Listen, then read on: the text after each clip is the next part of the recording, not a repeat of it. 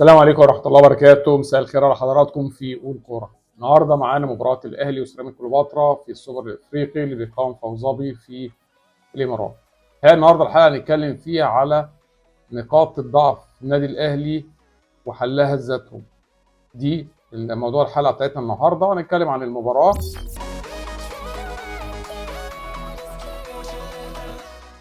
النهارده الاهلي بدأ بتشكيل مكون من الشناوي في حراسه المرمى، هاني في اليمين، جنبيه ياسر ابراهيم وياسين مرعي واحمد كوكا في الشمال، في النص ديانج، مروان عطيه وزيزو، وفي الهجوم بن شرقي وجراديشار وتريزيجيه. ده التشكيل اللي بدأ بيه النادي الاهلي النهارده.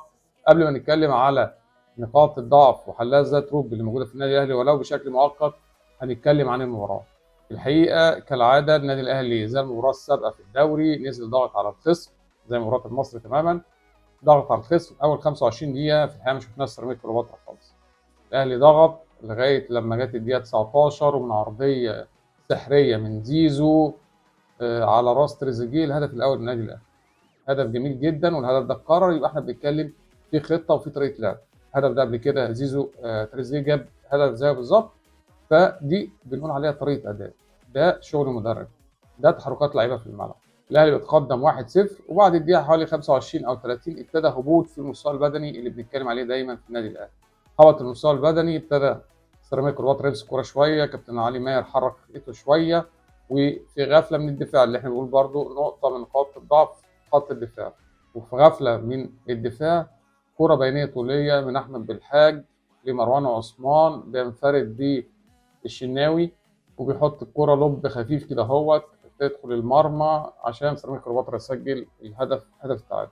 هي الكره دي لا لام فيها الشناوي اطلاقا، الكره دي نلوم فيها خط الدفاع، وان بنقول ايه، سرح لفتره، او خط النص سرحوا الفتره، اتعملت البينيه الطوليه، سيراميكا كليوباترا جاب منها جول هدف تعادل.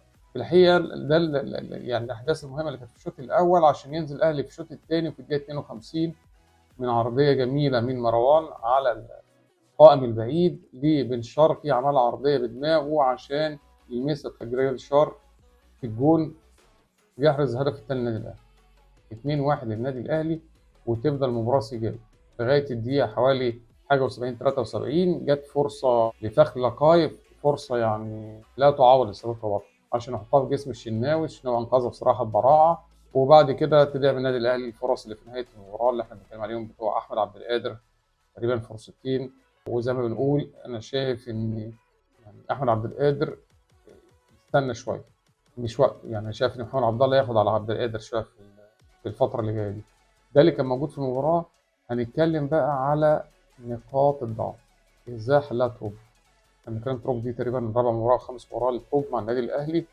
ازاي في فتره قصيره المدرب قدر برضه يدرس لعيبته كويس جدا، يحدد طريقه لعب يبتدي بيها، ايه المشاكل اللي بتقابله في اول مباراه وثاني مباراه ويحاول يعالجها. النهارده تروب شاف نقاط الضعف في النادي الاهلي وابتدى يحلها مؤقتا. اول مشكله في النادي الاهلي او اول نقطه ضعف في النادي الاهلي اللي احنا بنتكلم عليها كلنا هي ضعف خط الدفاع وقلته شويتين. راحه ابتدى يعمل ده من المباراه اللي فاتت، ابتدى يلعب بديانج ومروان كارتكاز مع مطالبتهم باداء المهام الهجوميه. انا بتكلم على الكره الحديثه، ان انتوا لعيبه ارتكاز، لعيبه سته، لا انتوا بالنسبه لي بتكملوا لغايه خط مرمى الخصم، تفتحوا اللعب، توزيعات، تمريرات طوليه، بكمل على 18 واشوط، بروح على خط المرمى اعمل عرضيات. صراحه انا شفت تطور رهيب في اداء ديانج. لا يعني ديانج انا كان على طول عندي ملاحظات عليه ان ديانج لعيب كسول ما بيشتغلش دماغه شويه. انا شايف شغل تروب دلوقتي ابتدى يظهر شويه، لا ديانج ابتدى يتحرك في الملعب على طول، فرض حركه دائب، ونسي حته السنتر اللي هو بيتحرك عليه، خط السنتر رجع لمنطقه دفاعه، لا دلوقتي بيوصل لخط مرماه. مروان انا بقول تطور مستوى مروان في تطور مستمر. انا بتكلم من الناحيه الهجوميه، وانا شايف الفضل في ده يرجع لحسام حسن.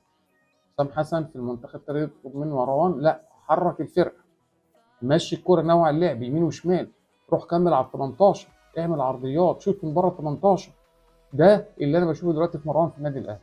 فانا شايف الفضل في الاول وفي الاخر يرجع لكابتن حسام، ونبتدي نقول بعد كده شغل الكروب دلوقتي. انما لا مروان الفضل حسام حسن في تطور الاداء من الناحيه الهجوميه.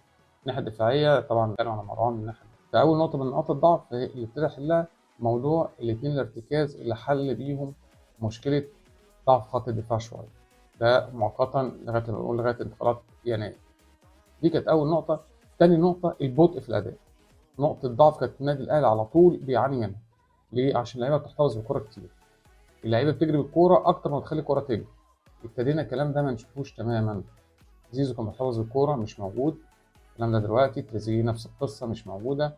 بن شرقي نفس القصه، لقى ان تريزيجيه بيدي في الشمال احسن من بن شرقي في الشمال، ابتدى يعمل على طول غير، جاب بن شرقي يمين ودي تريزيجيه في الشمال. ابتدينا نشوف شكل بن شرقي مفيش البطء وان انا بستلم وارجع بظهري وابطئ اللعب، لا، ابتدت اللعب على طول من لمسه واحده.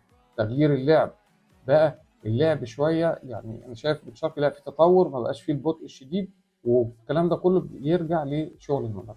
فتاني نقطة حلها البطء الشديد اللي كان في الأداء، ابتدينا نشوف السرعة في الأداء في النادي الأهلي.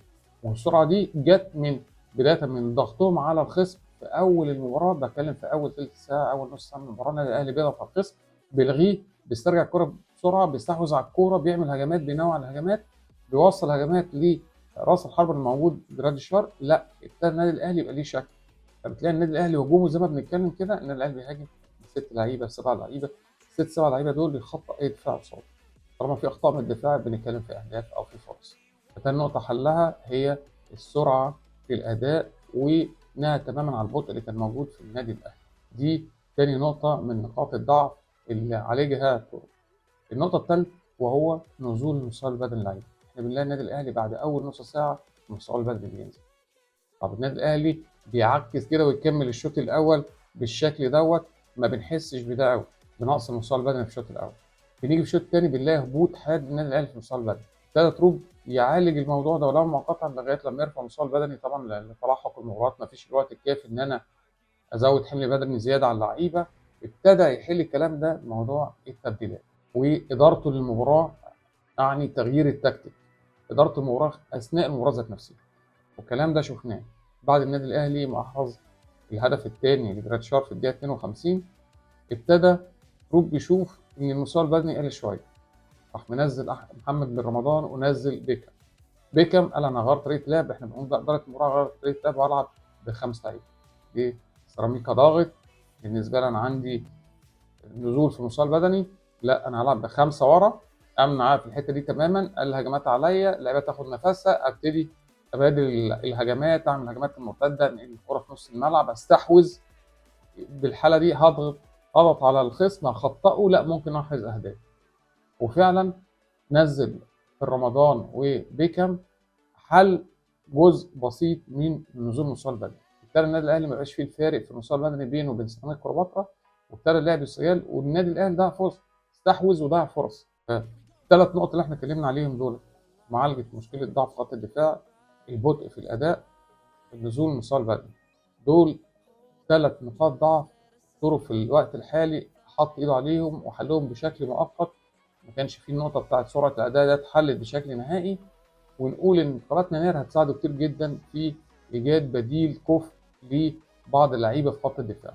دول الثلاث نقاط اللي حلهم تروب اثناء المباراه اللي احنا شفناها من المباراه النهارده. الكلام ده طبعا هيبان لنا بشكل اكبر خلال الفتره اللي جايه والمباريات اللي جايه، طبعا نتيجه ضغط المباريات برضه هتناظر المدرب واللعيبه. بس نقول تروب ماشي على الطريق الصحيح. تروب المدرب واقف على الخط شايف لعيبته كويس، بيحرك لعيبته، عكس ريبيرو اللي كان تحسسك وهو واقف على الخط كده يحسسك ان خلاص اللعب كله نايم، لا خلاص اللعيبه نزلت تلعب خلاص ماليش دعوه بيهم. لا فعلا شايفين المدرب واقف على الخط صاحي.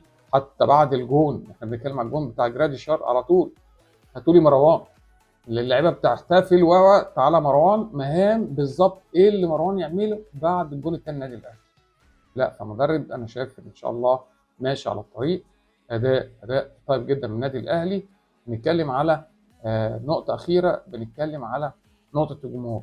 عشان الناس بتقول جمهور النادي الاهلي كان قليل في المباراه النهارده، لا احنا بنتكلم على توقيت المباراه. المباراه جايه في توقيت وحش جدا بالنسبه لمعظم الاهلاويه اللي في الامارات.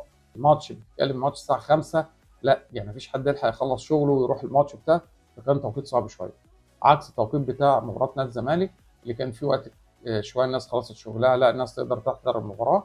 طبعا الكلام ده هيختلف تماما، هنلاقي الناس واخده اجازات يوم الاحد الجاي عشان يحضروا، سواء الاهلي او الزمالك عشان يحضروا المباراه. هنشوف بقى اعداد بشكل يفرح، يبين يعني جماهيريه النادي الاهلي وجماهيريه نادي الزمالك في دوله شقيقه زي الامارات.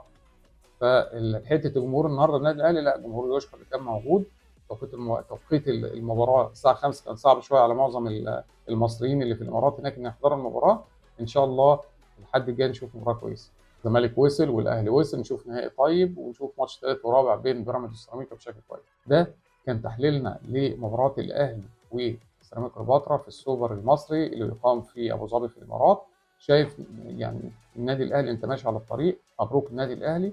هارد لك سيراميكا وكابتن علي مان، عملت ماتش كويس جدا، وان شاء الله اللي جاي افضل. ما عندناش حاجه تاني نقولها غير ان احنا نتمنى توفيق النادي الاهلي في مشواره الافريقي ان شاء الله، بتشكيل ثابت ان شاء الله، واداء ممتع دايما زي ما بيعودنا النادي الاهلي.